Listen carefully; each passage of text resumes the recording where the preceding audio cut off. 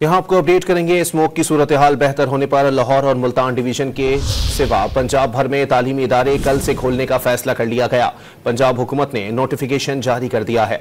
मजीद जानते हैं don news के नुमाइंदे मोहम्मद तैमूर से। तैमूर, नोटिफिकेशन में क्या कहा गया है?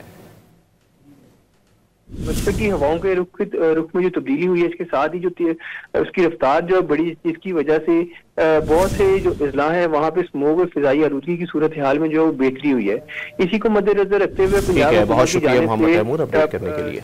मशरक की हवाओं के रुख में जो तब्दीली हुई है, इसके साथ ही जो उसकी रफ्तार जो बड़ी, इसकी वजह से बहुत से जो अजला है वहाँ पे स्मोक और फिजाई आलूदगी की सूरत हाल में जो बेहतरी हुई है, इसी को मद्देनजर रखते हुए पंजाब बहुत शुक्रिया मोहम्मद तैमूर अपडेट करने के लिए। मशरक की हवाओं के रुख में जो तब्दीली हुई है, इसके साथ ही जो उसकी रफ्तार जो बड़ी, इसकी वजह से बहुत से जो अजला है वहाँ पे स्मोक और फिजाई आलूदगी की सूरत हाल में जो बेहतरी हुई है, इसी को मद्देनजर रखते हुए पंजाब बहुत शुक्रिया मोहम्मद तैमूर अपडेट करने के लिए।